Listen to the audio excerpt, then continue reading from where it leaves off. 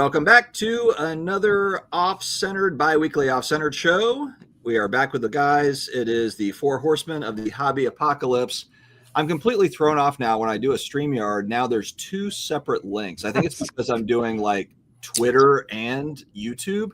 Oh, is that what that is? Yeah, it just now it pops, or maybe it's the vertical one and the horizontal one. It's the vertical one and the horizontal. I don't do the vertical anymore. I stopped. That's too confusing.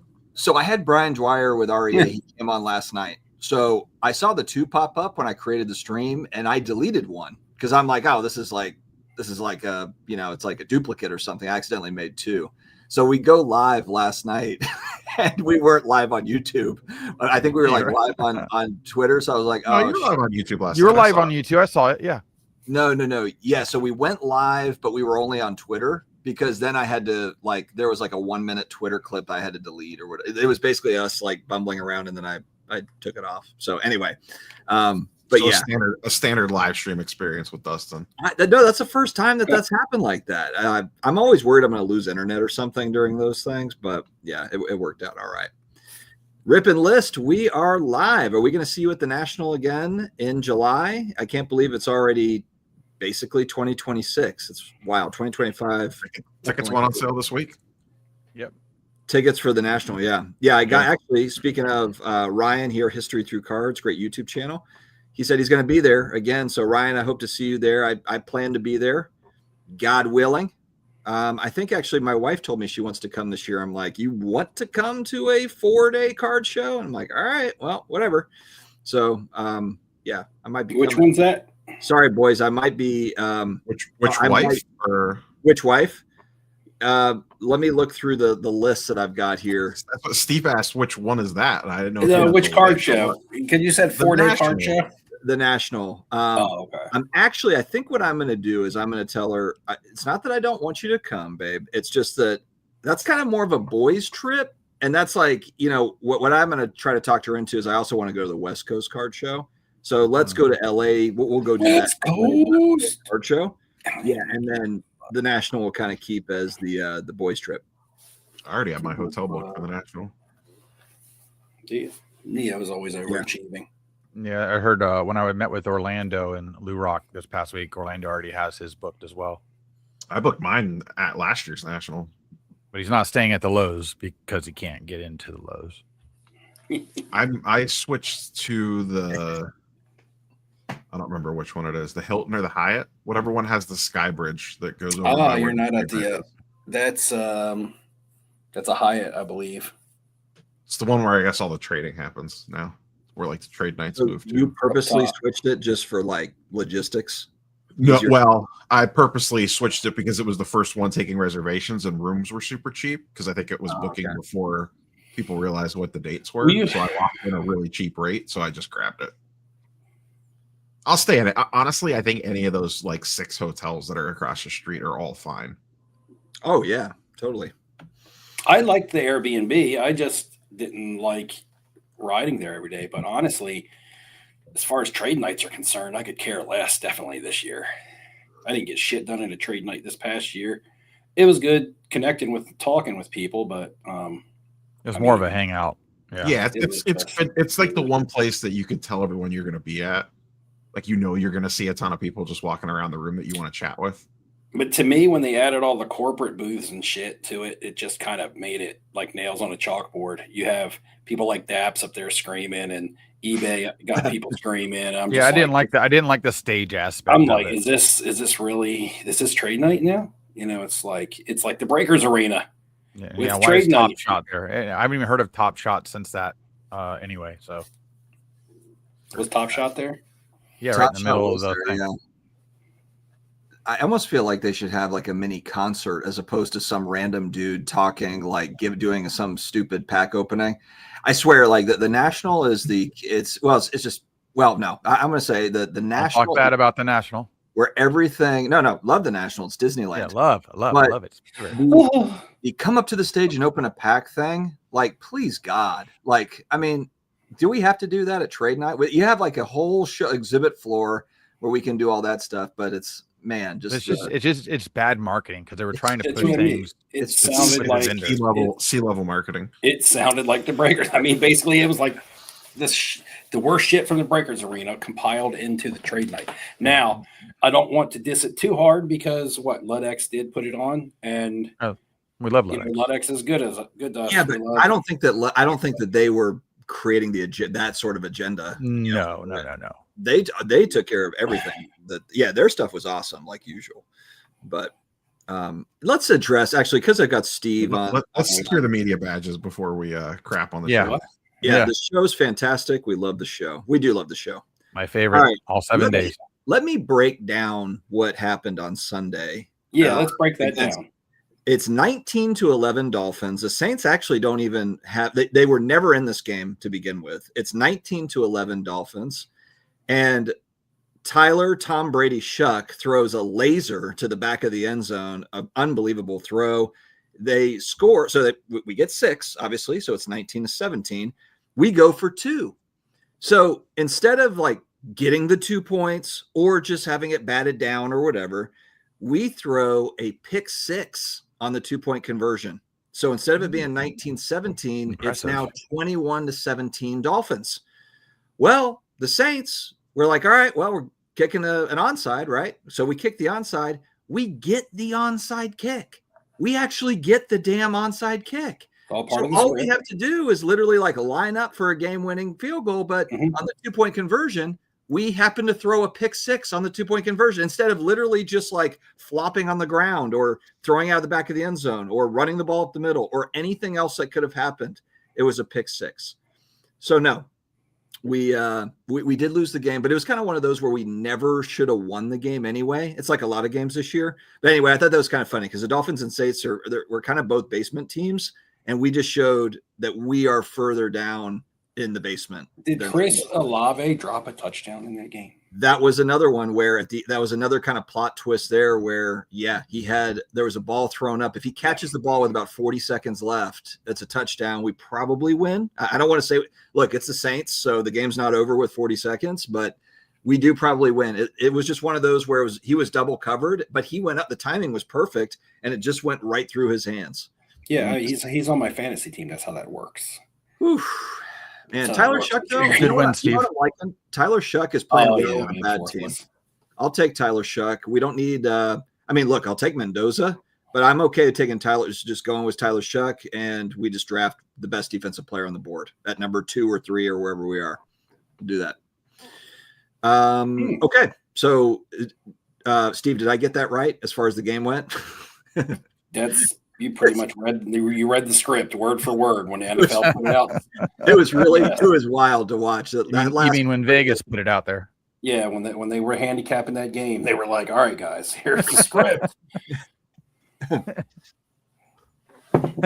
Unbelievable. Hey, Steve, I wanted to ask you, with Allen Ginter out, have you looked at any of the new Allen Ginter? Yeah, I did want to, and that was one thing I wanted to talk about tonight. Real quick, I wanted to ask Neil, since we're talking about teams with the Browns. First off, how does he like Shador? Second of all, is this a rumor and I hear this true? Did the Browns punt from the 29-yard line to keep that game under the over-under and call it?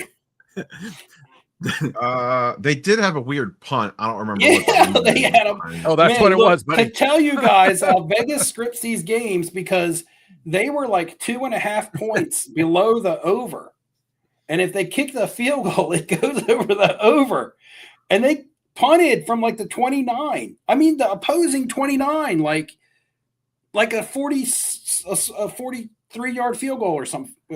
Well, you got 29, 39, 7, 46-yard field goal. But I guess maybe it was windy in Cleveland. I don't know, but it was super. The weather was terrible. They punted from the 29. They didn't even go for it. The weather was definitely crappy on Sunday. But then you at least go for it on 4th if you can't kick the 46-yard field goal from the 29. What if they punt the ball? And it lands on the 10? They're netting 19 yards. The big news today is that they activated Deshaun Watson from the IR. He's back. Randy Watson. He's back. Yeah, I'm sure he's going to be fantastic. Fan-double-tastic. Picking up. He's just collecting a check at this point. He don't want to play no more. To clarify, and to clarify something else, 2 weeks ago when I wasn't here, I watched back some of the live stream, and I heard Dustin say, "Well, Steve should be here soon." He said he was running late, or he had some dinner. He's at dinner, and I'm like, I'm in another state. Like driving home is a 4.5 hour drive. I just assumed it was another 5-hour dinner. Well, Neo had my back. I assumed it was a long dinner. Neo had my back. He didn't know where you were. Yeah, Neo was like, "You don't know what Skyline Drive is? You live in North Carolina. You don't know what Skyline Drive is?" That's what Neo said. Literally cuts through the entire state. Anyway, Neo's trying to give me a whole geography lesson. I'm like, dude, I read like 3. All I saw was like, I might not make it, or I'm late, and then the rest of it, I didn't like read why. I saw I'm late. I conquered a lifelong fear that week. And it's not going to be a big deal to anybody else, but it was a huge deal to me. I drove over the Chesapeake Bay Bridge for the first time. That bridge is brutal. If you've ever driven across that, I was always scared to go across it as a kid. I was always scared to go across it as an adult. I get nervous just riding across it. So how is that compared? So is it the Delaware? So going to Delaware, coming north, I went over that one bridge that's a little steep, and maybe I was like, holy shit, it's making me kind of queasy. Which bridge is that? Bay Bridge. That's probably it. It's pretty long. It's oh, that's the same one? Okay, because that one was a little creepy. Yeah, the Chesapeake Bay Bridge is a long bridge, long suspension bridge. You have the Bay Bridge Tunnel, but that connects in Virginia. So, and part of it goes underwater. It's a tunnel that goes under the bay. So, yeah, and it's not very high. I was driving by myself, so I just screamed all the way over it. That's how I got through it. Well, a long scream. The Skins driving to win with a 2-point conversion, but Mariota gets it batted down to a wide open guy. The life of 3-9 teams, man. And you see how that, I mean, CJ Stroud's making a little bit of a comeback with the Texans. They've kind of rebounded some, but just look at what's his face for the Commanders. He's the belle of the ball last year, and now they rebounded with Davis Mills. I think Stroud's first game back might have been last week. Didn't they win 3 games with Mills? Oh, I didn't even realize that. So. Their defense is insane, though. Yeah, that's what's quarterbacking this year has been all over the place. Yeah, which is just funny when you think about the preseason QB buying. Like, which quarterback are you going to buy into? And literally, like, the only one is Drake May, I guess, that is like the winner out of the bunch. People were hesitant of that. And nobody's buying Drake May at the National. Oh, yeah. Well, Drake May wasn't cheap to begin with, but now he's actually gotten a little bit of a bump. He's probably one of those ones that you could have made money off of. McCarthy looks like they're going to throw him away. He's terrible. You know how many people were pumped into buying high-end JJ McCarthy cards? Not this Gold guy. Prisms. He sucks. My God, does he suck? Yep. He makes Sanders look good. They shouldn't let go of Darnold. Neo, how did you feel about Dylan Gabriel's girlfriend doing some sort of a TikTok trash talk to Shedeur Sanders? I feel like that is like next level. Like the team is really folding. Considering Dylan can't complete a pass further than 5 yards down the field, he should worry about that. I just think it's funny they have 9 quarterbacks and there's not one standout. Like there's not one that came out and like won the job easily. Sanders has like little flashes, but their offensive line's brutal right now, so none of it really matters. Oh, okay. So we have Myles Garrett. We don't care about quarterbacks. He's going to set a single season sack record. Cardboard Nerd has a comment about Allen and Ginter, and I know Ham had brought it up, and it was something that I did want to touch on briefly. I don't know a lot about the product, but he says, hey, all, I got some Allen and Ginter waiting for me when I get home. I know people hate on it, but I'm excited. I mean, it's exciting. Some of the autographs in there can be exciting. Yeah. Like, I love the Allen and Ginter. Yeah, they're supposed to have an Al Pacino in there this year, which will be a chase card for me. I will look to buy that, and I might have to pay a little bit for it. Problem I have, I mean, I hope it's distributed in the packs because I'm still waiting for him. I'm still waiting for my Robert De Niro redemption, and that's going on 2 years. I saw pictures of the Pacino signed card, so. Yeah, I saw the promotional image. I haven't seen. I'm looking to see if there's one on eBay right now. Top shared some on Twitter today. And before the comments blow up with what a dirtbag Robert De Niro is, that's fine. I like his characters in some movies. But anyway, Yeah, we got to look past politics for a lot of these folks. Right. And Yeah, it's been 2 years. I think I've been waiting on the redemption for that. Now I've seen the red ink signed ones that are hand numbered out of 10 on eBay. But I have the one that's numbered out of 25, and I haven't seen those on eBay, and I have not received one from Topps yet. So if the Al Pacino is in a redemption form, it's going to make me a little bit skeptical. Because here I am waiting 2 years later. Now, would it be awesome if I could just go to them and be like, hey, I want a replacement card for this De Niro, and I'll just take the Pacino? That would be amazing. But yeah, that would be. I don't know if they would do something like that. Yeah, because so you haven't seen the list yet, then, really, have you? It's a pretty big list this year for non-player autos. I would take it, Bushliggers. Notice I did the red stray clays or whatever they're called. The auto checklist on the Marvel Chrome, the new Marvel Chrome MCU product is really good. Yeah, Pixar Gold. Did you see that? It's like literally everybody but Robert Downey Jr. Correct. The Marvel checklist, like that checklist is loaded. But I think it's all sticker autos though, which I can't. I do have a card here. That's the problem. Yeah, with all that stuff. This year's Goodwin Champion product, this is only like a $15 card. It may not even be worth 15, but that's what I paid for. It might be worth 5. I got a Goodwin's Champion auto of Stacy Peralta in this year's set on card to put with my Tony Hawk and Steve Caballero and Mike McGill autos, because he's the co-founder of Pal Peralta Skateboards and also directs movies and stuff. If you grew up in the 90s, late 80s, early 90s, and you were a skateboarder, then you know Pal Peralta and the Bones Brigade and Stacy Peralta and all that stuff. So that's cool to me when you start talking about nostalgic stuff. Breaking Bad actor went for $6K. Yeah. Well, okay. That was a red. That was a red, though. Got another Patrick Stewart auto.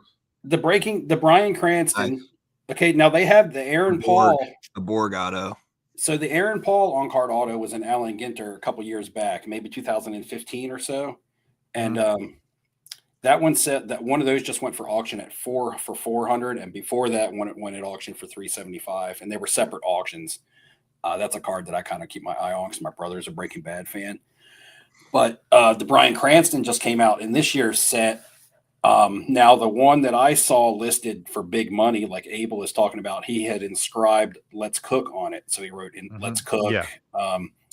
And I think it was a 1 of 1. I'm not sure, but it was listed for like $7K. So that might have been the one that went for $6K, because I've seen his regular issue listed for like $1,500.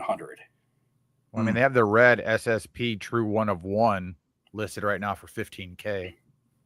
And there's another guy, the one guy that you like, Dustin. He was in Topps, but they put him in Ginter also. The writer for Seinfeld. Why can't I think of his name? Oh, Larry David. Is it Larry David? Yeah. Yeah, it's I'm looking at it right here. I got. He has an auto. He has an autograph in the Allen and Ginter also. Yeah, Cat Diddy has an auto. We just need Stephen King to not sign anymore. Speaking of that, did I show you guys? I got these back from CGC. I like the fact that the one that we've got is. Did you get a 10 on it? Damn. Yeah, I saw that. Yeah. So when I had it last time you were on. I didn't ever show. I think I showed it to you guys in a text. Yeah, maybe that's what it was. I know. When I had it with SGC, it was a 9.5. I like that copy better than my copy, even though my copy is more rare. That one. I like this photo. This photo is cool. The photo and the color is really good. But so I got the so SGC didn't authenticate the auto, and they graded it a 9.5. So I got the JSA authentication on here, and it graded a 10 with CGC. So bonus. That's awesome. Get that influencer bump. Yeah, you wrote a note in there like, "This is Flipping Steve on YouTube. Make sure that you watch my videos so that you know." They said you look familiar. I said, "Yeah, I'm on live stream with Neo Cards and Comics, and he's here. We're going to dinner tonight." And they were like, "Oh, okay, all right. We'll write that down in the notes, in the graders' notes." In the grader, yeah. You check the graders' notes, like it's kind of like influencer grade or something tagged. Anybody going to Philly next weekend? I'm not going to make it to Philly. Anybody going to Philly? I'm like 25% to make it. The weather is not looking ideal for me. How far of a drive is that for you? It's like 6 to 7 hours. When we start talking about our 2020, New York is actually closer, I think. Yeah, like we do every year. Remember, one of mine was to set up at a card show. Sometime between now and the end of 2026, I want to go to a card show with my brother. So that's another goal of mine, because my brother's got his stuff together finally, and he's better from his injury, and he's doing well for himself. And he's back into doing some cards and buying some stuff on eBay. And, I had got him some cards at the National that really got him pumped back up. He didn't know that Andre Agassi had such nice tennis cards out there until I took him that tennis autograph from the National. And so he actually – now this is a bad thing. I had to have a talk with my brother. I'm like, look, I don't know if you want to get into this part of the hobby. He called me the other day and he was like, I bought into a break. I was like, hold on a second. I was like, wait, hold on. I was like, do you not watch any of my videos from 2 years ago? Because I haven't put one out since then. He's like, I just spent my paycheck on Arena Club packs. But he said he bought into a box of like Topps tennis, some kind of Topps tennis product. Anyway, because it was cheap, because the Andre Agassi spot was like dirt cheap. Nobody wants the Agassi spot, really, I guess. So he got the Agassi spot. And then he said he heard he didn't show up in time for the breaks. It was on eBay, and he missed the startup time. So he went back and watched the rewatch, and it said something about, this card goes to the Agassi spot, and he didn't know what it was. And he contacts the guy who did the break, and he actually hit a dual auto of Agassi and Sampras. So, damn, that's awesome. And I'm like, that's terrible. No, I said, that's terrible, man. That's like your first hit of crack. I'm like, that's what they do to you. Like, they're going to get you hooked the first time. And he's cracking like, heroin at the same time. He's like, I know better. I won't be buying into breaks all the time. Right, I ain't telling you about it. You'll be scheduling a meeting with Collectors MD or something. When I start seeing all kinds of stacks of weird looking repack products, wondering why you got an autograph of, you're gonna bring him to the National, and he's gonna be in that 400 person line to go hit the button to do the digital repack. But you'll go over there one day, they'll just be like empty Graded Grail boxes laying all around the kitchen or something. Yeah, right. But yeah, so he'd be like, Graded Grails, I learned it from watching you. But I'll be like, but it's good that he's back into the hobby some more on his own, because he has the financial means to do it now. And he's got he settled into a home. A lot happened this year. A lot happened, guys, that kept me away from doing content as well. And a lot of family stuff happened with me this year. Good, bad into good. Something bad happened that benefited a lot of people. Will we get a Flipping Steve video in 2025 before the year runs out? Man, I don't know about 2025. That's a stretch. You've only got 28 days left, man. You got plenty of time. Plenty of time. I was going over my fantasy football leagues today, because fantasy football ties up a lot of my time. And I'm like, man, it's winding down. We got 1 week before playoffs. I'm absolute buns in the YouTube content creator league. I'm eliminated from that. I'm fighting for a spot. I think I beat Ham twice. Yeah, you did. You just beat me this past week. 2 weeks ago, I forgot to set my lineup, and spoilers, you forgot to set it again this week. No, I forgot. No. I was playing against Roth, I think, or it was either Roth or Chris Sewell, and he literally had 3 players on a bye, and I lost. And after that week, I was like, you know what? Fuck this, man. I'm out. I'm fucking out. I played you this week and won. I needed to win to stay in the playoff. I left Kamara in against you. Yeah, you left Kamara in. Yeah. People are going to think it's rigged. I threw you a bone there. So there's another league that I'm in. I've already cashed 500 in that one, and anything I make now on top of it is bonus. I made the Final Four in that. I locked up number 1 seed like 2 weeks ago. And then another league, I'm in the playoffs. My big casino, big money league that I've been doing for 15 years. There's been all kinds of feels like collusion and shit going on in that league this year. You can't trust casino people, man, when there's money involved. So I'm disbanding that league, or I'm kicking about half of the members out that have been in there for 15 years. There's going to be a big old, I'm cleaning house in that league. But anyway, I'm fighting for a playoff spot in there, because I feel like people were colluding against me and a couple people across different shifts. So, yeah, that one's. I made a video for that just to send to my league. I use my YouTube skills to make a video for the fantasy football league. I got all kinds of editing in it. Just add like 2 minutes of a card and just Oh, it was a throw it all sweet in video. together. Like if I put it up on YouTube, it'd probably get all kinds of hits from the fantasy football space. And probably, I don't know, it'd probably go viral. Probably my only video ever go viral. Except it has the song Yamo B there playing in the background. So I would probably get copyright strikes. Just don't monetize it. You should be right. Yeah, I wouldn't. Because the song makes the whole video. Because it's talking about I'm going to be in the playoffs, and it's Yamo B there. But where was I going with it? Oh, Ham, in that big money league, I've ended up with like half of your team. Like I drafted Bucky Irvin in the second round. He's finally back. Mm-hmm. But in the meantime, I was scraping the win every week because I was facing elimination. So I traded away Patrick Mahomes during his bye week because I also had Rashee Rice out. I needed a receiver. I traded him away for Egbuka. I got Egbuka and I got him back in his return game when he put up 26, and it helped me win. He's been bad since. But then I had to go to the waiver wire and replace Patrick Mahomes, so I ended up with Baker Mayfield. Right, so now I got Baker Mayfield. Bucky Irvin's back from injury. I traded Mahomes for Egbuka. And then last night, I just claimed Mike Evans off waivers because he's going to be coming back, and he had been dropped. And nobody else claimed him, so I claimed him. So now I have like your entire starting off. I just need to trade away Trey McBride for K-Dot, and then I'll be good to go.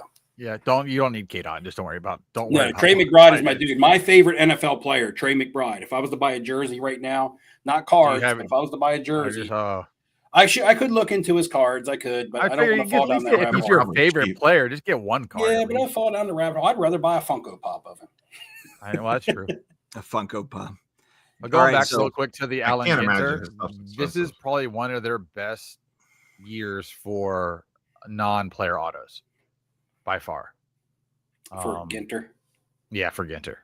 It really is. That, and they have a new insert that's what's it called? It's like photo something. Hold on, I'll look at it right here. Here it is. Do you think it's the best overall for?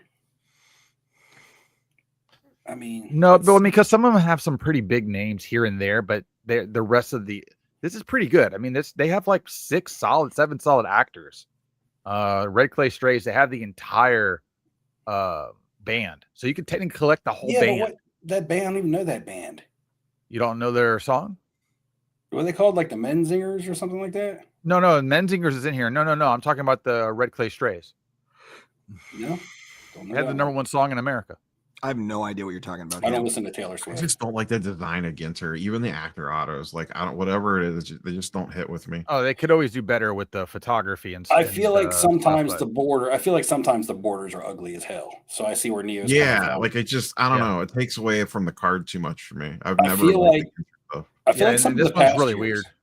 The 2015 year when they had like the baby blue or the aqua blue borders on the actor autographs, like the Val Kilmer, that was nice looking. That was a good looking frame. That was a good looking set. They have do you know who Tom Marshall is? He's in this. If you have to Google him, it's probably not worth buying him. No, he's from Fish. He's one of the guys from Fish. Yeah, I saw that he was in there, but still, I know who the band Fish is, but I couldn't tell you who the singers are. Gotcha. I know they got a Ben and Jerry's. They've got a whole it's a cult following. Yeah, they're more of a cult band. I know that. Yeah, they're those are psycho fans. I don't care for them. They're like Grateful Dead style fans. I have a buddy that like buys the pay-per-view to watch them play and wherever they're at, like buys and that's pretty typical. Like who is a boogie with the hoodie? He's got an autograph card. I don't know. Who's Sports Cards HQ? They asked me what I flip. Yeah, I was trying to get to that. We had a comment about GameStop basically, I guess, selling over MSRP. They're charging market price now for Pokemon products. People are mad about it. Market price. Honestly, I've only been the GameStops when I go in, they just don't have anything. They just because people line up outside before the store opens and buy it all right as soon as the store. So opens. I was at the big outdoor mall up in Wesley Chapel on Saturday at Lids, and they have ETBs of Pokemon sitting there, and nobody's buying them. I'm like, I can't go to Target and Walmart and see that, but for some reason, Lids, nobody gives two shits there. And Pokemon's sitting there. They also were they marked up or were they MSRP? $60. Yeah, that's normal price. Yeah, normal price. That's odd to see. I was like, There's like 400,000 people here, and nobody wants these. The first like TCG I've seen in Target in a while is that you'll appreciate it, the Spider-Man MTG stuff, or the Magic the Gathering Spider-Man. Mm-hmm. Those, and I never see anything. There's like never any Magic the Gathering or Pokemon, and there was a bunch of that stuff. I thought it was funny because Rudy's been talking about how it's trash and he's buying all of it and all that stuff. He likes the collector boxes though, not the regular. Yeah, stuff. there was only the collector's box was what you really wanted. Right. I think I have like 3 of them back there. Let's open one. Got nothing better to do. Ham, did you already answer the question about what's behind you? Is there anything good? I see Bo asked. Of course, there's tons of good stuff. It's all for sale too. But the great stuff's over here. Yeah, this is actually it's a live stream, but it's a live selling platform as well. Ham's selling while we're on. Yeah, and I only take money orders, by the way.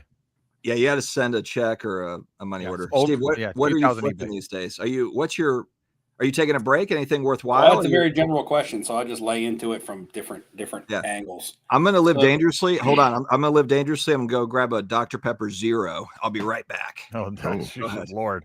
That goes well with my Cherry Pepsi Zero. There we go. Zero sugar. All right, I'll be right back. Thirsty. Mm-hmm. So since July, I haven't sold a card.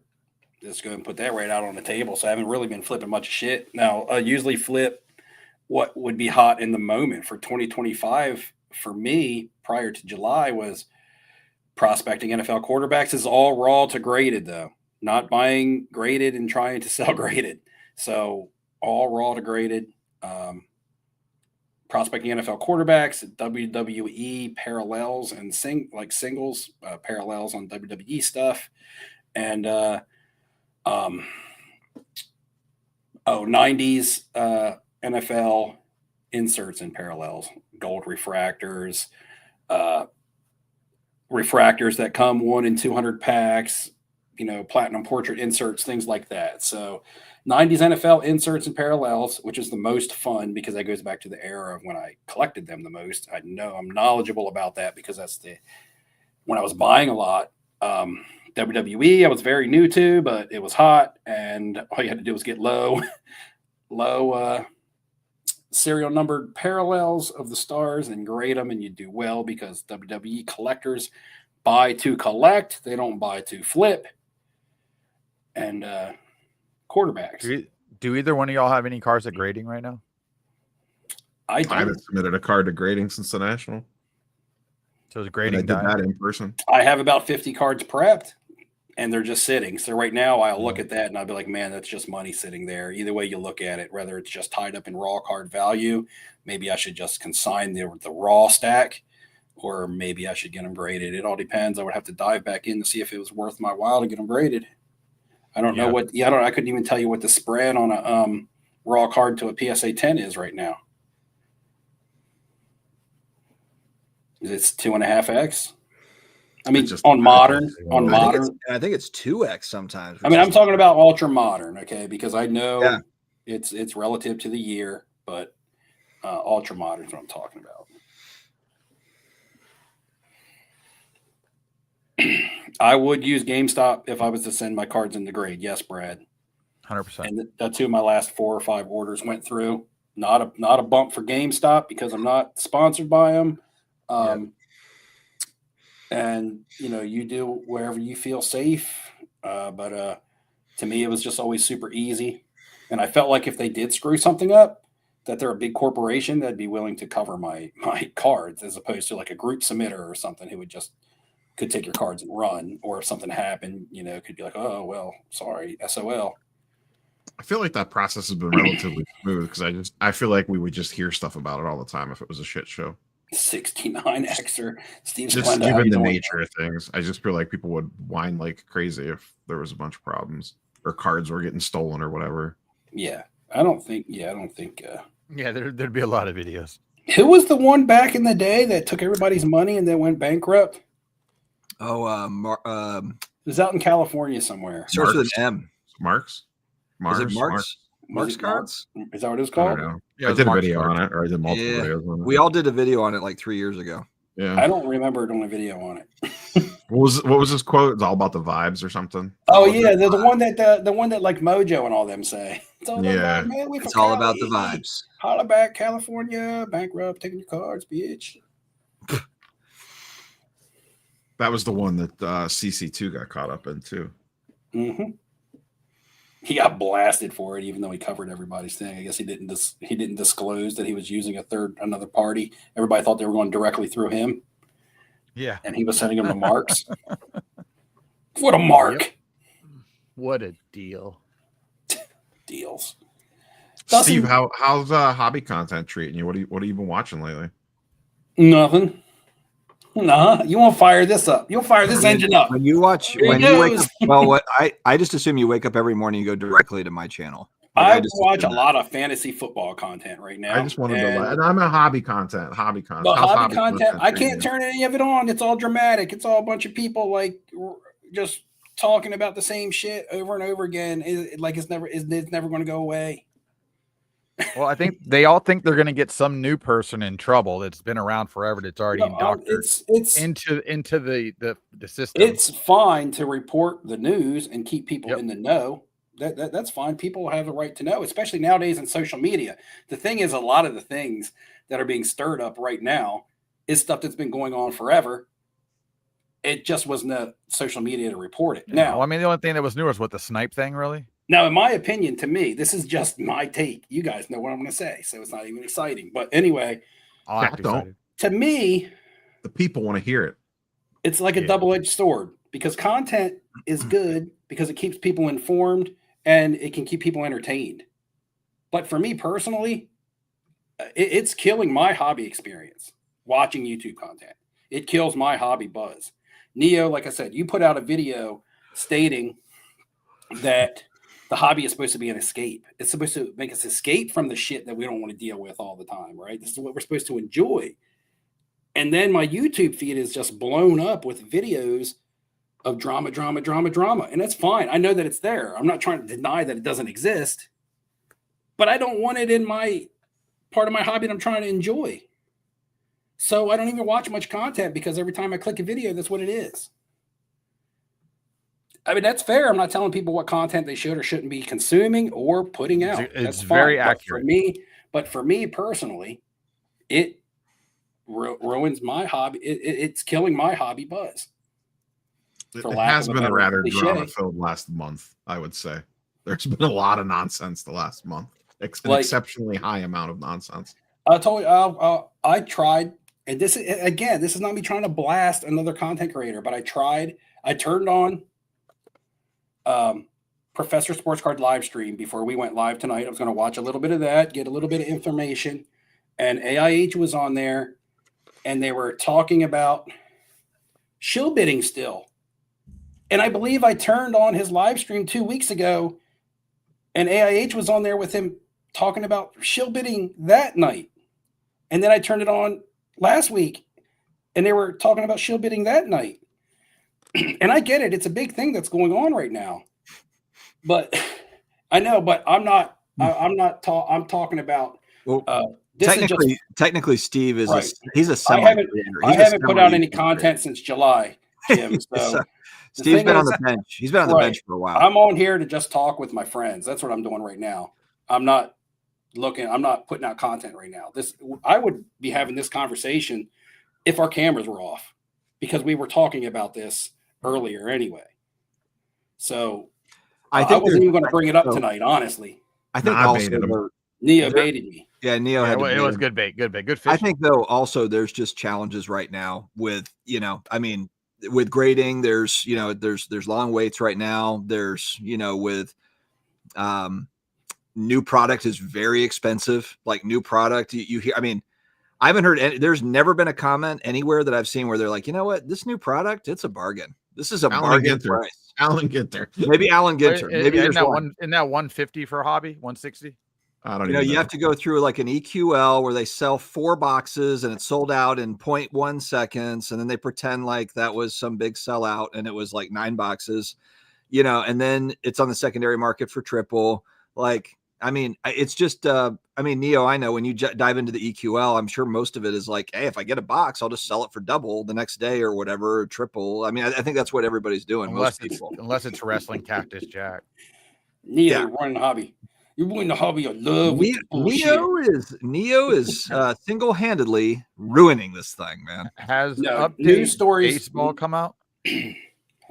No, another Which week, one? I think, or two. Well, I saw pre-sales for Megas and Blasters on. Yeah, I think Fanatics. it comes out in mid-December. My bad, Jay. Did they already do their pre-orders for the hobby boxes and jumbos? Jay, I did also let you beat me as well. So I've let everybody beat me at this point. It's all Neo's fault. Neo, see, Neo, you're taking heat. Facts. I ruined the hobby that I love. Isn't that what the quote Look is? at you getting into the song. I hate when I ruin stuff I love. Like when I left my steak on the grill too long the other day. Was it a ribeye? No, it was a bone-in sirloin. Oh, It's that's not so my bad. fault that the hobby decided to go off the rails the last 30 days. No, it's okay. There's a bunch of crazy bullshit going on in the hobby. That's fine. I just when I because of that YouTube algorithm works the way that it does. When I turn on YouTube, any hobby content that goes by my screen where I'm looking for my fantasy football content is just labeled the hobby's dying, shill bidding, new product price grading is slow. It's I'm just like, well, I don't need to read. I don't want to watch that. I'm not going to watch that. All right, tomorrow I'm going to have I'm having an extremely positive title, Steve, and I expect you to comment on it tomorrow, so I know you watched it. Like I said, I mean, that watched is part of the Neo's problem, though. I mean, Thanksgiving video. we're all content creators. We know how this game is played. If you make that video, nobody watches it, and if you make the clickbait one, everybody watches it. So you're rewarded for doing the negative content. And like I told you guys, like, look, it sucks for me to say this stuff. You guys are my friends, and you create content, so it's not like I'm trying to directly blast any individual. It's just for me personally right now. I'm not putting out any content. I'm not consuming a lot of content. That's just the way it is.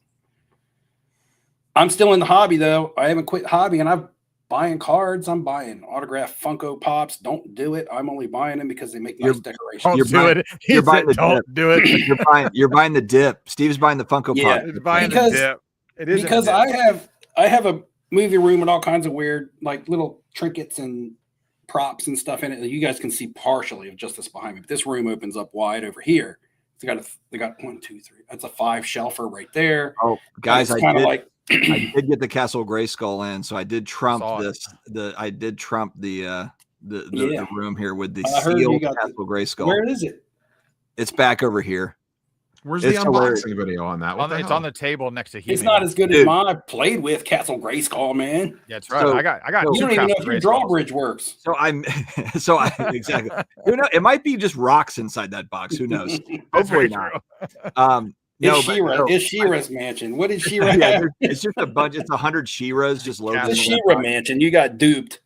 I got played, man. So I missed the shipment, and I get a slip, and it's like I've never had this happen before. UPS, go pick it up at the CVS locally. I'm like, I have never been to the CVS to pick up a UPS shipment. Like we have like a UPS store type thing. We got a few of them around. So I'm like, that's weird, man.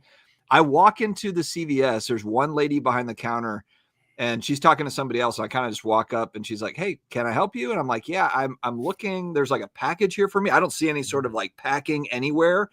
And she's like, "Oh, is this your package? This giant package?" It was one. They have one gigantic package behind the counter, and she didn't even take my ID. I was like, "Do you want to see my ID?" And she's like, "Nah, go ahead." I'm like, "Well, thank God it's me here to pick it up." I gotta satisfy. You should probably visit that place often. That's fine. Damn. Look, man. I gotta satisfy Bushlickers real quick. So the 947 comment. Can you click that 947? This one. Well, that one, and then it goes down one, another one down after J. Where are all your? All come dressed as characters from over the top. So what he's trying to say is I look like Bull Harley from over the top. Just need to have my. So which character? So there you go, Bushlicker. I think he's getting at the Bull Harley look. So, yeah, who are we though? Are there that many characters? I haven't seen that movie in a while. I haven't seen Over the Top in like 30 years. Like you can be the son. I can be the 10-year-old in the movie. The world doesn't beat anybody halfway, Dad. Yeah, you were talking about people yourself. looked older. Follow your dream, Dad. Follow your dream. I can do it. Oh my God. Yeah. All right. Well, I'm gonna go watch Over the Top after this. Anybody watch Stranger? You guys watch Stranger Things? Ham's gonna be the dude that drinks the oil. There's a guy with the beard that drinks the oil. That can be Ham. How'd you handle that, Dustin? Did you just binge all 4 in a row, or did you spread them out, or what was? We watched 3, and then I was it was like midnight, and I'm like, I was watching with my daughters. I've got a 22-year-old daughter and a 13-year-old daughter, and I was like, I cannot make it for the last one. So then we woke up in the morning. We woke up and watched that 4th one. I did 2 and 2. I don't like this 4 at one time. We watched all 4 in a row, and it felt like work. It's a lot. 2 and 2 was fine for me. I like that. Yeah, and then I did get theater tickets for the finale on January. It was the only way we had to watch all 4 in a row because we had Thanksgiving the next day, and then Erica flew back out at like 5 a.m. on Friday. Yeah, it was kind of the same thing. We had we decorated our Christmas tree Thanksgiving night always, so it was like we had to basically watch all 4 on Wednesday night. Yeah, I told my wife, I was like, I'm not trying to be antisocial because I was with my in-laws. There's like 25 of them, and I was like, I'm not trying to be antisocial, but we are watching this, so like I'm not, I'm not hanging out. I'm not going to getting dragged in. How are you going to handle the next one? Because they're on Christmas Eve. We're at home, so it's like we don't have anybody in town. Like my daughter is about to graduate from nursing school, but she'll be home with us for the holidays. Oh, I didn't know she was going to school to be a nurse. Yeah. I didn't know what she was going to school for. I knew she was going because that's what, Jen is. Yeah. Yeah. She's wrapping up, knock on wood, in May. So hopefully all goes well there. But she's already hit me up for money for that last semester. I'm like, girl, you need to. She worked and saves all this money in the summer. And then like magically we get to the second semester and she's like, Dad. I'm like Dad, you got to star Jordan, Daddy. You can afford this. Like, Dad, you just bought a $5,000 plastic castle. You can't give me some money to pay for my education. You're being selfish. You want college tuition. I've got Castle Grayskull to buy. I don't have money for this. I don't have money for it. So what? Yeah. How much was that? 4 G's. Whew. 4 G's. Damn. Funko Pops. They're practically giving them away. Pops. I sent a picture to my dad. I sent a picture to my dad, and he's like, "You mean to tell me that if we just never open those things?" And I was like, and I always send the messages to my parents. I'm like, "Why didn't you guys just hoard this stuff? What is wrong with you? How did you not see 40 years into the future that everybody's going to want this stuff sealed?" So like, what is the one thing will be like that in 40 years? Yeah, so I was going to ask, like, what would it be? I don't know. Minecraft. I still think, but everyone keeps shit sealed now, though. Like, just I know. There's no secret anymore. I've got a few copies of. So there's one copy of Minecraft, the original Xbox 360 game. That's a 2-day gold variant, and I've got a few graded copies of that. That I'm just I think a lot of stuff from the 80s and early 90s is what's going to be just the hard pop. But anything from today, I don't think so. Everybody's already keeping shit sealed, so it's just like when I laugh when people are grading Nintendo DS games. I'm like, there's still a billion of them sealed. But like I said, I've gotten in. So I've gotten into, not really gotten into. I like movie stuff.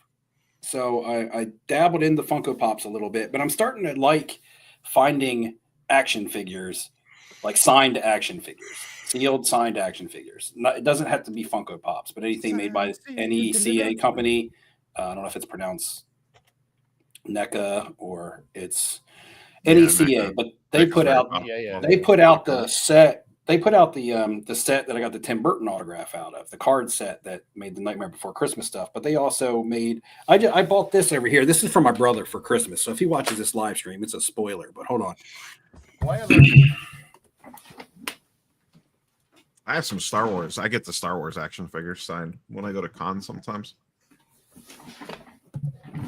So this is the NECA action figures of Daniel and Johnny, the All-State Valley Championship set. But it's signed, and William Zabka wrote No Mercy on it, so it's inscribed, and he wrote The Karate Kid on it. You can find other. There's a couple more of these you can find. Really cool. That's really cool. And it's authenticated by PSA. Yeah, that's rad. So I yelled No Mercy at work the other day. I don't think anybody got it. Yeah, so I missed that, Steve. Did you meet them or did you buy it like that? I got it like this, but I got this for my brother for Christmas. It came in the mail. I was like, man, I can't give this to my brother. That is really badass. I need this for me. I know. But anyway, that's a cool item. But yeah, How much he's was that, dude? mine. how much did I pay? I paid $200 for it. So I might have overpaid. I don't know. There was another one on eBay also that they wanted $250 for, but it just had the names. They just wrote they just signed their names. This one he wrote No Mercy and he wrote Karate Kid. And then there's one on there with just Ralph Macchio's auto on it that I still think they want $200 for. Just his. Yeah. I like that baby blue marker too. I mean, you're probably looking at least $75 just to get to pay to have them sign it. 50 to 75 bucks at least. My ultimate thing would be I have the 5-pack Funko Pop set of Pearl Jam that I ordered a couple years ago. That one's been discontinued because you had to order it from Toy Biz or whatever. But I wish I could get that autographed by all 5 members of the band. You see them on eBay signed by 3 members, but I can never find them signed. I never find them signed by Eddie or Jeff. I have the Ashley Eckstein with the I Am No Jedi. Yeah, that's cool. See, I like this. I like the signed figures, man. I think they display well. It's basically just a big giant card. It's really cool. But it's cheaper than buying a card. I know. Yeah, I think this ran me like $100 maybe, or maybe 125 with the inscription. That's a great auto too. I mean, you guys saw this one in a text message. This is my Tyler Durden from Fight Club Brad Pitt auto, and it's certified by Beckett. So that's pretty cool. I like that one. Were you looking at a Johnny Depp one? Yeah, that's right here. Yeah, the Captain Jack Sparrow. Are you going to send those in to get PSA off? Again, they're Beckett graded. Already Beckett authenticated. They're already Beckett authenticated. You just need to go to the container store and get a plastic. I didn't think that Johnny Depp signed. I didn't know he signed stuff. He's got a signing getting ready to go on in Jip. And then I'm a fan of The Witcher, so I got this Henry Cavill. Henry Cavill. He doesn't play The Witcher anymore. So I don't know if he'll still sign these. I'm not sure, but probably he's a big nerd, so he kind of has a representation of caring. And then back there on that shelf where I have my Marvel stuff on top, I have my big Thanos gauntlet and that big Thanos doll. If I go back to there, free time. So this is the one, the sealed pinball. When are you going to sell that, Ham? I don't know what it's worth.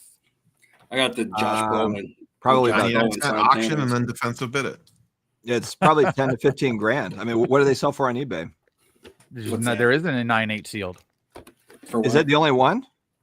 CGC hasn't offered a pop count, so I don't know. Oh, is it CGC or is it WADA or PSA? CGC. Thanks for tuning in for Show and Tell, the boys, Jim. Yeah. I agree, Hammer. The Ashley Eckstein does have an amazing signature with the way that she incorporates she does her name with the character name is outstanding. I'd rather have Show and Tell than Crying Bitch. Whoa. I like a little both. Whoa. All right, so a 9.2 Ham went for $850 for a 9.2, granted. And that's sealed? You know, the graded game market has been down a little bit here. It has been lately. It's starting to pick back. I've noticed it's picking back up. I should be buying more right now. I think that's the next wave of, just because that's where technology kicked off. Man, there was a sealed 9.8 Mega Man 2 that went for $1,000. That's damn cheap for that. Woo. But yeah, you're right. I don't see a 9.8 anywhere. See an 8.5 for $1,000. Bam. Okay. What's Cap D 5150 is talking about? Some policies on Whatnot. Oh, is today where everyone's got to get in line on Whatnot? Is that should be interesting. It was wild yesterday with so many massive repack breaks before the clock struck midnight. Okay. That might be kind of an interesting before and after video. See what it looks like over the next week compared to some of the older footage. Yeah, I don't know. I wonder if there's a different angle somebody can take to still I'm sure do a repack. It out. Like it's one of those things, you buy this, but you get this for free. Well, yeah, Professor Sports Cards had on that Whatnot scammer guy. That's how he titled it. I don't think he's still on it anymore. That guy video was crazy. I watched like half of it, and then I got distracted. But just the stuff in the first half, I was like, "What?" And but basically, this guy asking to get sued. Like, I was like, "What the heck?" Wasn't he talking about stuff from like a couple of years ago? Yeah, he was going back in time. But the one thing I did catch, is he said though is like it's still going on from what he can see. Like people are 100%. Still, working. I haven't been on. I don't spend any time on it to know, but that was that was an interesting one for sure. Signed Funkos. I got this signed at the at New York Comic Con. Like 2 people will get this in the chat, but I had Deborah Ann Wall and Matthew Mercer sign this. Yeah, see, I knew who Matthew Mercer was. He's a big Dungeons and Dragons dungeon master. Yeah, I had them both sign at Dungeon Master's Guide. That's the other thing I kind of want to do. Like next time I go to the Comic Con, so actually Neo, Jen and I were out tonight before live stream, and we were at an Italian restaurant here in the area. We're like, oh, last time we had Italian was in New York, with Neo. And did you get a chicken parm pizza? She got a chicken parm that was the size of a pizza. I got lasagna, but so she was like, oh, I don't know about that Comic-Con trip. I'm not sure how much she like super enjoyed it, because I told her, I was like, look, we're going to be separated. It's like, I was like, if you think me, Dustin, and Hammond all go to the National and we're around each other all day, I said, we get separated. We stop and look at what we're going to look at, and so we reconnect midway through the day. Yeah, we get separated when we're together trying to stay together. So I New was York like, Comic Con, it's impossible to stay next to. Right. I have trouble staying next to Erica. Did any of you guys go to a Collecticon this year? And I'm asking because there's one like in Charlotte, there's one in Virginia, like they're all around me. Charlotte one's big time. Yeah, I think that I'm going to try. I think there's in August. I know a vendor that sets up at Charlotte. Okay. Yeah, I think I'm going to hit that. But on that note, he's in chat a lot. He sets up at a lot of the East Coast Comic Con or Collecticons. I went to the Cleveland one this year. I have a vlog on my TCG channel on it if you want to see what it's like. Like on that, I'd like to start getting some of the autos in person myself, like on Funko Pops. Actually, this New York Comic Con was the first time I got like a bunch of autos, and it was, I mean, waiting in line sucked. I would definitely want to try to get a VIP badge, which New York Comic Con is almost impossible to get a VIP badge, but I would like to get, I think the way to do it is have the VIP badge. But I'm just wondering, is there like do they list things anywhere, or does it just go on a show-to-show basis? They get announced as you get closer to the con, typically. So like New York Comic Con will announce a few headliners like in the summer, and then you usually get most of them late summer, early fall. But what about we don't know because of but what's the one in Charlotte? Heroes Con? What's the one in Heroes Con doesn't have a lot of signers. They have signers. They have Heroes Con. They'll have like artists. They'll have a couple comic artists, like decent comic artists, but they don't get celebrities usually. Let's also take a look at Galaxy Con, Steve. Galaxy Con is kind of like a Comic Con, but it's kind of like all of it. It's like anime and Comic Con and all the stuff, but they have a lot of actors and stuff that go to Galaxy. What about and CGC does the in-house signings sometimes, right, where they'll have a signer in there. Okay. Yeah, we have a big quarterly card show in Tampa this weekend at the fairgrounds. 3-dayer. Oh, who's on the? I didn't see that. I got the email, but I didn't look at Chris Claremont. Who else? Weedy, you have to Claremont pretty much always signs there. But they don't. I don't think they really have actors though. It's usually like writers and artists. Yeah, I am definitely going to that. I mean, I'm 95% sure I am going to Heroes Con. You got to get your AF-15 on camera. Missed it last year, and I was so pissed because it was the same week as Fanatics Fest. Yeah, Charlotte. Yeah, it's Charlotte. That's a really good show. When will that be? It's in mid-June usually. June or July, yeah. They just put out the dates. Oh, it is June. Yeah, because July is the. Yeah. It used to be Father's Day weekend, and then they moved it. June 12th to the 14th. We won't have Jim Shooter there. Rest in peace. Which reminds me, I need to apply for a badge for Heroes Con. I should do that now. I love that. That's my favorite. That is where you go to actually buy comic books. Yeah, they have good dealers. Like it's way more like comic dealer focused than like New York is.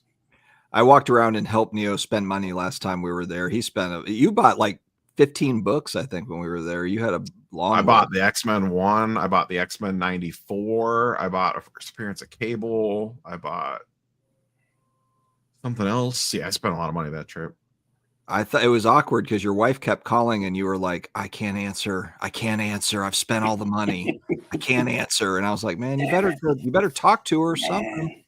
I got to stack up the envelope if I'm going to make a run at the AF-15. I got to get some more of that Pokemon off the shelf and turn it into Wait, actually, speaking of that, didn't your wife, now going back in time, this was a few years ago, but weren't you looking at like an X-Men 1 or something like a higher grade, and your wife was like, no way, you're not going to get it. But now you're actually in a position with all that Pokemon, that sealed Pokemon, you can go in there with some cash. I could do some real damage if I move off a lot of sealed Pokemon. Yeah, dude. The AF-15 though that's an awesome book. That's a classic. Yeah, I set up a safe search on eBay to start keeping an eye on them to get a feel for like what's the minimum? Is it 20K? Like what's the like minimum? No, you could get like a 0.5 for like under 10, but it just depends on. Oh, okay. Well, one that's not trashed, like a 1 or 1.5, 1.8. Probably 12 to 15, maybe. Oh, that's actually better than like I thought. A 1.5. All right. Well, I mean, 1.5 is one. Trashed is going to be. Maybe I'll make some moves and we can buy dueling AF-15s. Dueling for the I would probably look between a 1.5 and a 2.5. Spending that much on a single collectible item kind of scares the living shit out of me, to be honest. But yeah, same. Would you display that? That's talking like, like a 2.5, you're talking like 20K plus. Like that's like real, real money. I'd throw it in the safety deposit box and go visit it. We're visiting. That would be the other thing too, is like once I get it, then like what the fuck do I do with it? Like I'm not gonna want to have it sitting back there every night, No. So I'd have to go to man. That would be over the limit for my CIS policy, so I'd have to get a separate policy on just that item. You got to go visit it, I'd have to put it in a vault somewhere. What's the point of owning something you don't get to enjoy? Just set it back there on the wall. Treat it like anything else. I'd be a nervous fucking wreck. Yeah. Okay. Just money. I guess if it's insured, then whatever, but I don't know. Football Card Finder has a solid question. Vault. That's fair, Jay. That's fair. It goes in a vault. Up at 10:03, he says difficulty level of making daily content. I mean, the last month, 0, because there's been 18 things that go on every single day. Yeah, because you can also just throw out your opinion on anything. That's the other part. You could literally talk like, I'm going to throw out your Football Card Finder. I'm going to talk about XYZ football cards. So go ahead, Steve. I was just wondering. I actually don't have a video for tomorrow. I'm just wondering if this question, not only coming up with material, but maybe encompassing the entire chore of filming and editing and thumbnail and uploading and. Well, I do C-level content, so I could crank that shit out pretty quick. We are C-level actors out here, so this is not. Yeah, this is low budget. Basically, they do a live stream and they film it instead of live stream it. It's really If it takes me 15 minutes to record the video, it takes me 5 minutes to edit the video. Like my entire process for a daily video could be 30 minutes or less if I don't need if I'm just firing a take out into the ether. I've got a folder with about 40 clips in it that I pick from that I can put in, whether it's Beavis and Butthead or if it's, whatever, Ken Golden in 1985. So yeah, if you have kind of we're just doing really basic talk to a camera type stuff. If you're doing vlog, if you're doing, Jeff Wilson, high production type stuff, maybe that's different. But if you're just talking in front of a camera, it could be it could also be a 7-minute video, or it doesn't have to be 20 minutes. Just be talking about 8 minutes. You got to get the multi-app. So, here's what I would say: Football Card Finder. I've met Football Card Finder too. I know. I was going to say, if he's asking because he's slightly interested in putting his thoughts out there or doing YouTube content, man, just prop up your cell phone and talk, man. If people like you and relate to you, man, it doesn't. All the bells and whistles, you don't need them. If you're a real person and you're just talking like one of the guys, that's that coming from the smallest content creator here on the panel. But excuse me, you got more subscribers than I do still. Well, I don't know. I only show the cards we all love, but nobody likes to see that. Ham and I are the opposites. I show no cards at a card show, and all he does is show cards at a card show. Yeah. People comment on my videos are like show cards, and I'm like, just go watch Ham Shit if you want to. Yeah, thanks for the shout out last time I saw that. I was just like, that's what I do, guys. Maybe Neo and I can go to this card store and get some footage of it. And my last show had some freaking bangers at it, man. Shop, not a card store. Or I mean, a comic store. That's the people that I believe. Someone could correct me if I'm wrong. I believe those are the folks that like started Heroes Con, but I don't remember for sure. Yeah, this show coming up this weekend, there will literally be a couple $1 million of cards in the show, if not $10 to $12 million. Oh, also at Football Card Finder, if you have a dog, put your dog in the videos, man. Your subscriber count will double. Yeah, I got to put Scout in there. Scout wants to be in a video. He's big on B-roll, and B-rolls. Hey, look, the good thing about B-roll is people don't know what's coming. So people. Well, B-roll's tough. When I started doing B-roll, it started becoming a lot tough. Of work, though. It's tough because you got to edit it in, and then you're constantly shooting your personal life. You know, I'm on the beach with my dog and my wife, and I'm like, okay, let me get. It's like the real world. You know what I mean? Let me get 3 minutes of this, or I'm at Walmart doing my grocery shopping. I'm like, all right, let me get 3 minutes of this. You cut into the left. Let me get 3 minutes of this. It's kind of like start a conversation with toilet paper. See, they just your wife is like, it was good, and I liked it, but it just became to be a lot, man. You're having a serious talk with your wife, and she's like, "Why are you filming us right now?" And you're like, "Babe, I know we're arguing, but I just need to get this on. I need the drama sells. I got to get this on YouTube." That's when you just cut. Important question: is a toilet roll over the top or underneath? Which way does it roll? You said toilet paper? Yeah. Which way does your toilet paper roll? I don't know. I don't even know. Whatever way I pull it off the roll. You know what's kind of sad is in Virginia. My dad lived in Hampton, Virginia, and there's the comic store that I used to go to when I was visiting him, for summers. This is going back 30 years, called Atomic Comics. And so I remember going in and it was massive, but part of the reason why I thought it was so massive is because it was like head to toe, floor to ceiling of literally like books. It was just stuffed. Now it's not like that anymore. Now they've like cleared it all out and there's lots of comics in there, but it's not like floor to ceiling of paper. It doesn't smell like, like a card store used to or a comic store. It's kind of sad, really. It's a great looking shop still, but it's changed a lot. There was a card show I went to in the early 80s, and the dude that ran it smoked cigarettes all day long. Yeah. Isn't that ironic too? And like basically a store of paper, and they're smoking. Yeah. We were talking about with some of the younger people that work with us the other day. We were talking about a smoking section in a restaurant. They're like, what are you talking about? I was like, the building would be divided in half and this side's smoking and this side's not. She's like, but they're still smoking in the same room. I'm like, yeah, but that's how it was. It's like funny. We got 2 comments here at the bottom talking about toilet paper, but they both say over the top. Yeah. We were talking about we were talking about the movie over the top earlier. Yeah, I know. It looks. That's why I'm confused. I don't know. It looks like they're commenting. It looks like they're commenting on the movie discussion we were having earlier, but they're talking about the toilet paper. I think they combine the both. New Orleans. Okay. New Orleans is more than the New Orleans and New Orleans. Okay, I'm lost here.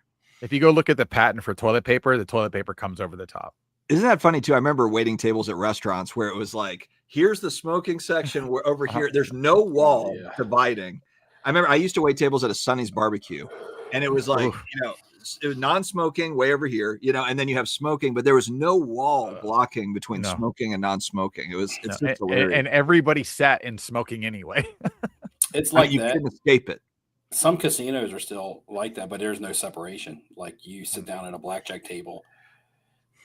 Now it's like that here, but so ours are kind of separate, but the one that is smoking has these special filter fans that pull everything out. You can still smell it, obviously, but it is divided. But it's weird the way the Hard Rock is. The last time I sat down at a blackjack table, though, I was in.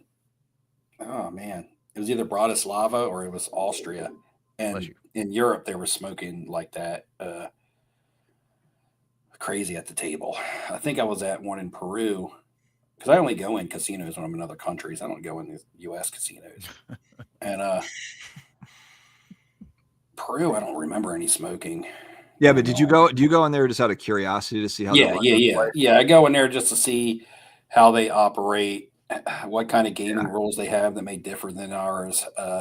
How good are their staff? Are their dealers really good? Are they all look new? Do they struggle? Just things that I would look for as a manager at my job. Dolphin. I go in and I play a little bit of blackjack, tip the dealers. I basically only play enough blackjack to make the dealers a little bit of tip money. Get like you don't go in there to rake them over the coals. No, I try to get a chip from the casino to take home as like a collector's item. You know, like from every casino, I'll go in a foreign country. I like to bring home one a $5 chip or $1 chip from that casino and put it in a collection. And that's not a collection that's valuable. That's just a little thing that I like. All right. Well, Brad's got a good question here heading into 2026. Now, technically, we will have another show before we get to 2026, but we can kind of open this up a little bit. Ham, do you want to start off with just thoughts on where the hobby is heading into 2026? And then what are your personal collecting goals? If we hold the schedule, we'll actually have a show on New Year's Eve. Oh, really? Oh, geez. Oh, us, really? Stranger Things night. Let's rip Carlos a new one on time. We can just is New Year's Eve on a Wednesday this year? Yeah. Oh, it is really. Oh, is it? Yeah. Oh, that's sweet. We'll have to push. We can live react to Stranger Things. We could do a short show. And then here's the problem: is I'm seeing the finale on New Year's Day at 9 a.m. So I don't trust people here to not spoil that while we're on a live stream. Maybe we could do Tuesday that week or something, and that could be like our end of the year wrap up or something. Yeah, that's fair. That's fair. All right, Ham, what do you think? You can kind of open this up, and we can have more of a discussion on this in 2 weeks. Well, I mean, I want to get into a couple breaks actually coming up, but very, very specific things, very specific. Non-sports or sports stuff? A little both, actually. I mean, I didn't get my hands on any of that Marvel stuff. I do like some of it. I do want to get into some of the character breaks, so that type of stuff I would get into. Update baseball. I will get into some random teams for some boxes here and there just to see if I get lucky. Literally speculation, not chasing anything in particular other than just a payday. And then for 2026, excited about what football brings to us, to be honest with you, and what Topps continues to do with basketball, because it's going to show us what football is going to look like. Do we get any new product? Is there any like in between, like what's Flawless going to be for them in basketball and football? Do they come out with football with something crazy right at the get-go and just launch just crazy stuff? I think they should definitely launch a Topps Now product immediately. Upon the license, just to do it, especially with the draft. But yeah, no, I think it's going to be exciting. I might have a completely different opinion towards the end of the year next year, based on how pricing keeps going up and everything we want to do either takes time, costs more, or has become irrelevant. And it's about singles now. Right now, we're going into a singles market 100% because the rest of the product is too expensive for most people. It's too expensive for me. Now, the breaks you're looking to buy into, are they like retail or hobby, or like how are you strategizing? Well, for instance, update baseball be just hobby only. So I'd be chasing debut patches, but for teams that people aren't chasing, the big ones basically. I'm looking for all the little ones, so I'm going to go basically figure out which teams are going to have the most players that debuted. Because if a team has 12 to 20 people that debuted, that's a pretty decent odds. And then I'll get into something like 1 to 3 case break or something for a shit team just to try and hit a debut patch. I didn't realize we actually have 2 more shows until the end of the year. So we've got all sorts of time to talk about this, but Neo, what do you can kind of tease a little bit of your stuff. Although we kind of already did with the AF-15. I mean, yeah, the goal would be a potential AF-15. I mean, that's not for sure, but that is high on my list of things. So I'll leave it at that for now, pending further discussion. And yeah, absolutely. Steve, anything that you want to chime in with there? Yeah. I don't know if I said this backstage or actually in this video or in this live stream. Just reiterate, went to attend a card show with my brother. Continue to, like I said, he's getting back into the hobby some, which is fun. It's like old times. Use the word fun. Wow. And so, yeah, I want to be able to enjoy the hobby with my brother again, like we did when we were younger. And, it's not going to be able to come through ripping product and things like that. It'll just be finding cool things that we both relate to, like I've continued to do. But now when I see a card that he can relate to, it excites me. and pointing it out to him and sending it to him and say, hey man, check this out. I know you like this. So, that's kind of another good thing that we have going on in our relationship. And I'm not going to get my hopes up too much because I'm not saying about with my brother, but with the hobby in general. I would like to get back into doing content. I know that sounds like hypocritical, but I really would. I'd like to get back into my groove. I haven't found it. I haven't found it since the National. Like I said, a lot of the hobbies just kind of like push me away, and I'm just kind of stuck to my own. And it's kind of like I want to get back into the content. I miss my viewers. I miss putting my videos out. It was fun doing them, even though it was tedious. At the end of the day, when the video was done and it was accomplished and it was out, it felt good. So yeah, I do miss that, but I can't say I'll have a video out before the end of the year because I'd probably be a liar if I did. You're hibernating a little bit. Yeah, I want to, but I guess I just don't want to bad enough yet. I don't know. Yeah. It's a hard thing to explain right now. The National giveaway is happening. So today I was getting ready because I said my wife and I went to dinner. I was getting ready. I was thinking to myself, I was like, man, 2026, when it kicks off, I got to get some content out. I said, I have a giveaway to do. So I have to get some content out, but I don't want to feel like I have to get it out. You know what I mean? When you feel like you have to do something, so I want to get it out. I want to get the giveaway done. I just got to get my ass in gear and do it. So I don't know. You have a giveaway. Comment.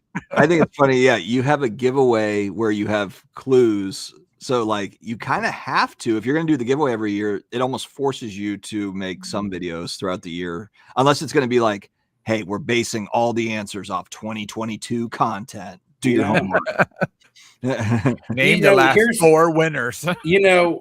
Here's the thing. Like I have lots of New York Comic-Con content, not just from the con, but from the city, because I do B-roll. I have taken everything that I've showed you guys, whether it be the signed Funkos, the Stacy Peralta card, my CGC card return. I filmed it all. Just dump it in the one big video and drop it right at the end of the year. Never put it into a video, and it's still stored. Make it like a collage. I deleted the clip. Yeah, just make like a big collage video for like a giant clip. I felt like when I do a return video, I'll be like, okay, this is my return video. What have I been up to over the past 4 or 5 months? Yeah, there you go. 45-minute video. And it'll basically be because it'll just be like a fast collage or that's fine. And I made a fantasy football video last night just to bust on the people in my fantasy football league. And it was fun. At the end of the video, when it was done, I watched that video over like 10 times. I was like, man, this shit was funny. Upload it to YouTube, mark it as private. YouTube video. Yeah, put it on YouTube, mark it as private, and then send it to us, and then we'll give you our review of it. But that's my thing. I took footage of all that stuff because my intentions was to still put out content. I just never got the stuff in the videos. I never did. Yeah, then you can start a Patreon, put a paywall up, and if people want to see it, they got to pay to watch it. One video a year. One video a year. It's the only way to get it, boys. Yeah, for me, I want to go to more shows in 2026 and some different ones. I had a lot of fun going to like GalaxyCon with my youngest daughter and just my kids. I want to do more shows with my kids in 2026. It was fun going to Fanatics Fest with my wife, but that was kind of more of like we went on like a date weekend in New York, and then there happened to be a show that we went to for 4 hours. But it was fun. I really enjoyed going to Fanatics Fest and checking that out. But then did the National, and then I did my local Raleigh shows. But outside of that, I don't know if I went to another show outside of that. So I'd like to do more of, just going, because that's the one thing that is really fun no matter what. It's like, there's a variety of things that can get you down that are frankly are downers when it comes to this hobby stuff. But card shows are usually always awesome. Like card shows are always exciting. You get a little like tingle in your, in your stomach. You get excited to go to them. I get excited to go like I'm 10 years old, and every single time. without fail. And I'm sure you guys, it's all the same, so card shows is that's really where it's at. So 2026 is going to be a lot more shows for me. Yeah, Avery wants to go to a Comic-Con, and I'm like, I don't know if I need to take you to a Comic-Con. I'd like to go to that Heroes Con. I'd like to go to a Galaxy Con. I really enjoyed the Comic-Con. I like pop culture, man. Like that stuff was just fun. For example, like last year, we were supposed to, my daughter and I went to Galaxy Con, and we were the Scream guys were supposed to be there. Matthew Lillard and the guy that plays Billy. I always forget the guy's name. They bailed last second. Aldridge. Yeah, Skeet Ulrich was supposed to be there, and they were supposed to be there, and they had to bail last second. But they actually do. You can do like a photo op where they like pretend like they're about to stab you and stuff like Scream. And I was like, damn, man, that is so friggin' awesome. I mean, I can remember seeing Scream 1 when I was 16 years old in the theater with like 8 of my buddies. And that's just such a classic memory. And so, yeah, I mean, like it's that sort of thing that you can get at like the Galaxy. It's all the guys that are, guys and gals that are in all those movies, those older movies. Bushleggers, Daisy. I asked Daisy if she wanted to make a cameo on the live stream tonight, and she completely ignored me. She's usually in my back pocket like all the time. She follows me everywhere. I'm up here live streaming though. She's not even over here in her little bed. Like she has a little bed up here in this room and downstairs in the main house. This room is just kind of like the annex and like the main house. Listen to this guy. I know this guy's the main house. The West. She's in the West Wing. No, I don't live in a mansion like Dustin. I don't live in a mansion. I got Ubered to Dustin's. Did I get Ubered the first time? No, the Uber take me away. I can't remember. I remember the first time I went to Dustin's house. I was like, yeah, but I'm going to Dustin's house. They were like, we're here. Your address. They're like, the address on the app. You went through the gated community. Yeah, so they dropped me off. They pull up to the address on the app, and I'm like, this not Dustin's house.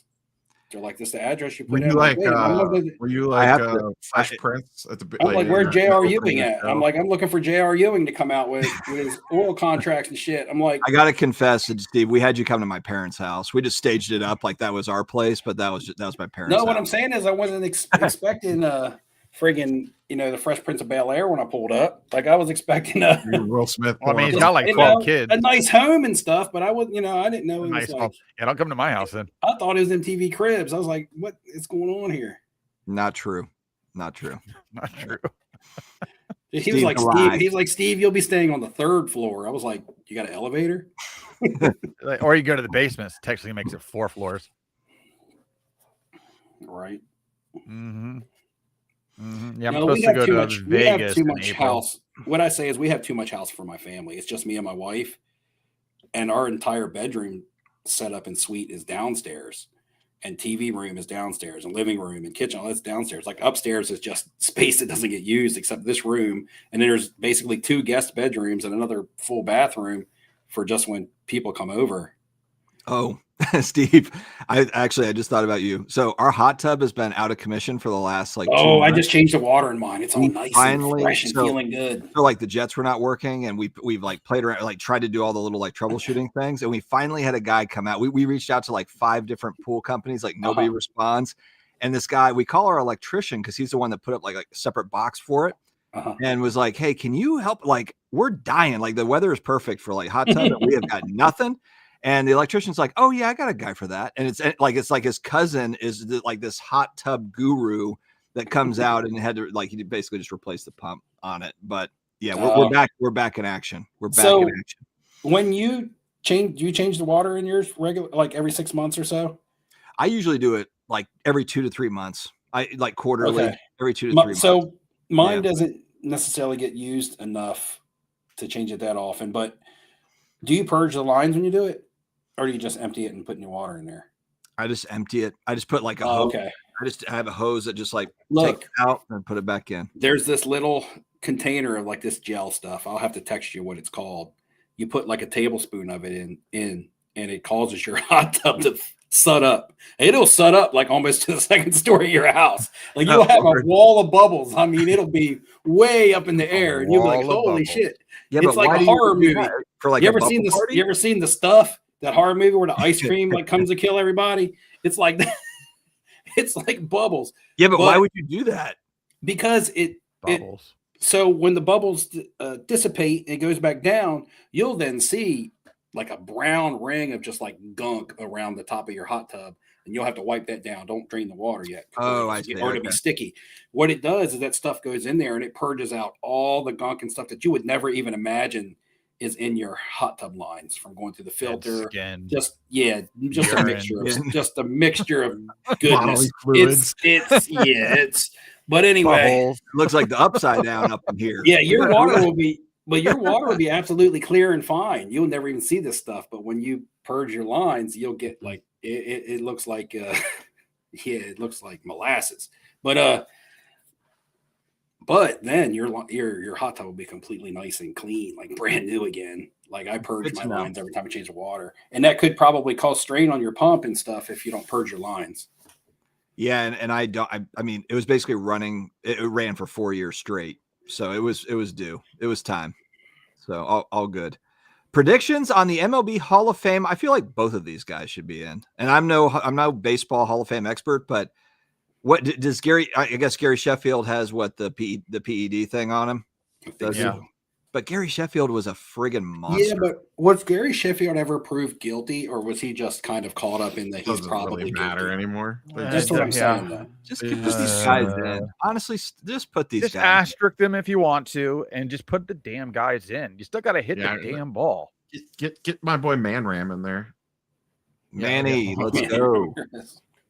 Yeah, if they're gonna do a big FU to the steroid guys, they're just gonna throw Murphy and Mattingly in there. As opposed to Ram Man. It's very underrated. Ram. It's like the equivalent of just putting like Bob Cousy into the NBA Hall of Fame and just like not putting anybody else in. Like, I mean, come on, like these guys are Hall of Famers. Correct. Come on. Well, I know you're sitting on a stack of Barry Bonds autographs, so you're like, let's go. No, I don't have. I have a couple. Okay. I don't have a lot. I don't have a stack. I've got literally like a couple. I don't have much. I wish I had more. Frankly, they're expensive. There's no bargains on Barry Bonds stuff. So to be fair, Dale Murphy. To be fair, I know who Dale Murphy is. I know his most popular card was like the '88 Donruss reverse negative. Was that the reverse negative Dale Murphy? Am I right there, guys? Chat. The reverse negative was Juan Gonzalez. He had a reverse negative, I thought, in one of the Donruss products. That was a chase card back in the Beckett days. But I know he was really good, but I didn't watch him play a whole lot. Doesn't mean I wasn't around to see him play. But Gary Sheffield was somebody that I collected his cards. Like when we were playing wiffle ball in the backyard, I'd be like, Gary Sheffield. Yeah, everybody like did this, that. right? So. Oh, yeah, like RBI baseball, like the video games. It was always Sheffield and Fred McGriff. Both those guys live here. Both those guys live in and you hit a ground ball every time because you don't have your elbow up. Dude, Fred McGriff, Cecil Fielder, those guys, man. Go ahead, Steve. Sorry, I'm just talking. But no, I'm just saying. So it would be cool. I as somebody who was a Gary Sheffield fan when I was a kid, it'd be cool to see him get in. But not that I'm discrediting Dale Murphy at all either. Just for me, it would be cool because he was somebody that I was a fan of. But yeah, some good ball players back then, man. Some good ball players. Somebody asked in a Facebook chat today, what was I think they said the 1980s. What was who did you think had the coolest batting stance from the 1980s? It was just a random Facebook post. It wasn't even a group that I was in, but I commented on it. That's who I said. I said Julio Franco. Yeah. I commented on that Julio Franco. Somebody said Mickey Tettleton, though, because that's a good one, too. Remember Mickey Tettleton? That's a good one, too. But wow, Julio, I grew up on the late 80s Indians, and Julio Franco played on that team. So. Yeah. Mm-hmm. He was my favorite player when I was a little kid. He was only on the team for a few years. Yeah, Strawberry was another one. I think Franco played on like 28 major league teams. I saw Darryl Strawberry at a gym in Tampa. This is like post playing day. It's probably like early 2000s, and that guy was huge. He was massive. But was Strawberry? Did he have a crazy stance, or did he just have a high leg kick? He had like a really high leg kick. He had a big leg kick. Where he held the bat prior to the swing. Yeah, he had a big high leg kick, and Kirby Puckett had a high leg kick too, didn't he? Yeah, Kirby. Yeah. He was short, wasn't very tall. He was short. Yeah. But Kirby Puckett was a Hall of Famer. Yeah, he is. Yep. Oh yeah. Yeah, I don't know. It's going to be interesting. This is going to be a very telling Hall of Fame vote. Speaking of Hall of Fame, Dustin, YouTube Hall of Fame, are we going to get some more push? I don't think I'm going to get enough votes. I actually I've got the bribe out there for the roast votes. I don't think I'm going to have enough. I just don't think. Didn't you buy a vintage card just so that you could get into the Hall of Fame? I've been working at this thing for months. Yeah. Isn't that part of your campaign? Buying that Willie. Yeah, it is. He's campaigning. I'm like you guys. I'm with you. No. I see through the propaganda. I've been wanting this. You guys got to see through that propaganda, man. He's trying to win over the vintage guys. Yeah. I'm trying to win over the vintage guys. Yeah, at the National, Dustin was like hunting them all down. Look at that guy, guys. This is how you do it. You find the guys that actually I'm trying to get in the click, man. I know he was trying to click. But you got to find the people that actually make the video to vote. That's the thing. No, I guys that video to vote. I'm years in I've been trolling that thing for years, so I thought it'd be fun to just throw a little bit of gamesmanship in because they're just going to vote in another 5 of their friends. So I just basically was like, hey, you got 10 votes, you got 9. They haven't voted in. It's all the new guys. It's all the new people. It's the new rotation of the 3. There is no rotation of those. They should vote me in. Yeah, there is. What are you talking about? They haven't been on long enough to be qualified. Push for flipping Steve. They have. Who doesn't even put out a video? Yeah, that would be there. I bet 2 out of the 5, maybe 3 out of the 5 will be 3-year-old channels that get voted in. I bet you $20. Another $20. That's what we're gonna do. We're gonna work away. These $20 intervals. Yeah, the $20. That's my max. I don't bet anything, but I feel pretty confident on that one too. What's the what is that, Polymarket or whatever? What's the Polymarket on the Yeah, we need to get that up on Polymarket. Yeah, we should. That'd be great actually. Over unders. Are you guys gonna watch the Anthony Joshua Jake Paul fight? No. Anything that has a Paul involved, I don't care. You watch WWE. Logan is actually good in WWE. I paid the $50. He's not in it enough for me to care. I paid the $50 for like the Mike Tyson. Yeah, he's been in it a ton lately. He's getting pretty. Any of you guys pay the $50 for the Tyson fight? The last one? Was that the last one that he did? No, I think I hacked. Like I illegally watched it. Yeah. Oh, you hacked? So at work we always buy those fights for the clients. They do like we throw a party for them. Okay. So I get to watch it because it's under my account at work. So I get to watch all that for free. I feel like people are going to buy that just to see Jake Paul get knocked out. Matters how much you paid the guy. But it all depends on if it's real or rigged or what. Like I don't know. I don't trust it. But I don't trust it. Yeah, I don't trust boxing. Period. I don't know. In a real world, I don't even. In a real world, I don't think they would even legally sanction that fight in most states. I agree. They consider that to be hazardous. The Mike Tyson fight was really odd because I watched the whole thing and he was it considered an exhibition? Probably, but there was just instances, and now granted, these were like slowed down replays on the internet or whatever, but there was instances where basically like Mike Tyson pulled back, where you could see where he like had a really open shot and then just didn't take it. Now maybe he just didn't take it because he didn't feel comfortable, he felt vulnerable or something. Yeah, he didn't want to kill the white boy. Or he didn't take it because he was paid not to take it or whatever, like he was that was not part of the contract. I would go with paid. I can't remember if that fight was an actual sanctioned fight or if it was exhibition. No, I think it was exhibition. Because sanctioned fights count on your record. I'm just saying sanctioned fights, they'll count on your record, on your professional record, which means if Anthony Joshua and Logan Paul sign a real sanctioned fight that's going to count on their records, Anthony Joshua is still in the Oh, you know what? The one I paid for that must have been, who was the MMA fighter that was also like a badass that lost to him too, and it was Anderson Silva, but he no. There was another one. It was the twins, the Woodley. There was Tyrone Woodley or something like that. No. It's like these twins from California that are Ben Askren. No, who are those? The MMA fighters. They're really good. I mean, they're like Nate Diaz, the Diaz brothers. Yeah, it was Nate the Diaz. I think that's the one. I paid $50 for one of them. I think it was the Diaz. It was the Diaz fight. But none of those guys are boxers, and if they're and they may be trained in somewhat boxing because they're mixed martial artists. But Anthony Joshua is not just a boxer; he's a world-class boxer. He's an Olympic gold medalist, a 2-time heavyweight champion.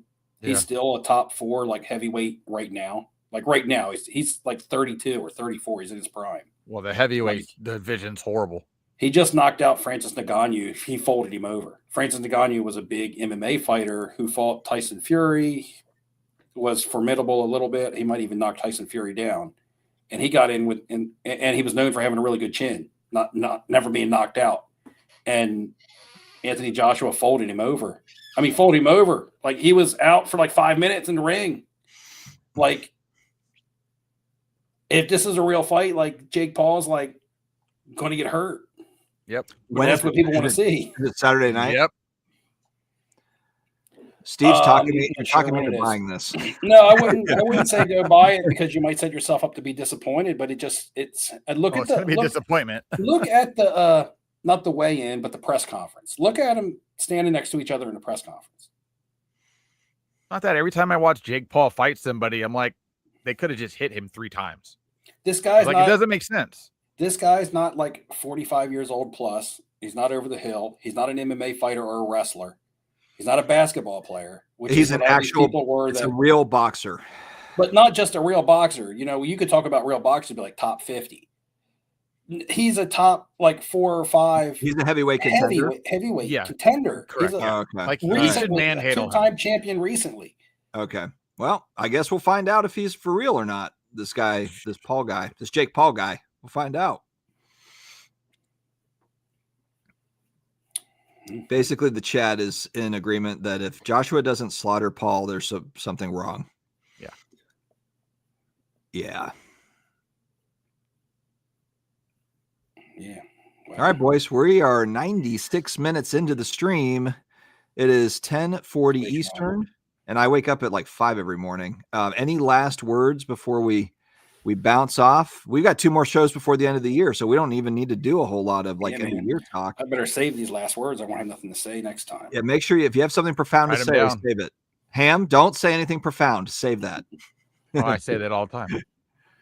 Neo, did the Cavs win? No, they lost. No. What's their record? Maybe I'll have an Al Pacino out. Like 13-10ish. Doesn't matter. Nobody's going to beat the Thunder this year. What are the Celtics going without Tatum? Are the Celtics winning at all? Thunder. They're actually they're better than expected this year without Tatum. Rage would know. Giannis is on the trade block too, but he got hurt tonight. Did not look good. No. Didn't who was it that was just talking about buying Giannis cards, rookie cards? I don't know, but his injury today did not look good. Oh, it was Cajun cardboard. Like a lower. He was like, I'm buying all these silver. It was a calf injury, but it's one of those ones that it looked like an Achilles, but they're saying it's a calf. Lower leg things. Yeah. That's he not collapsed running down the court like non-contact style. He's getting up there in age. What is he, 31, 32? He's getting up there. I think he's like 30. Is Might he? be 31. Yeah. 2014 rookie? 13 rookie. Oh. Yeah. Yeah. 13. Their cheeks. I figured. Like my fantasy football team, straight cheeks. I want to shout out injuries made me realize this. I want to shout out one of my best friends and coworkers at work. This is not a good shout out, actually. His son played in the state championship football game this weekend, and he plays D end, and he's really good. He's one of the best players in the state. And he tore his ACL and MCL on his knee.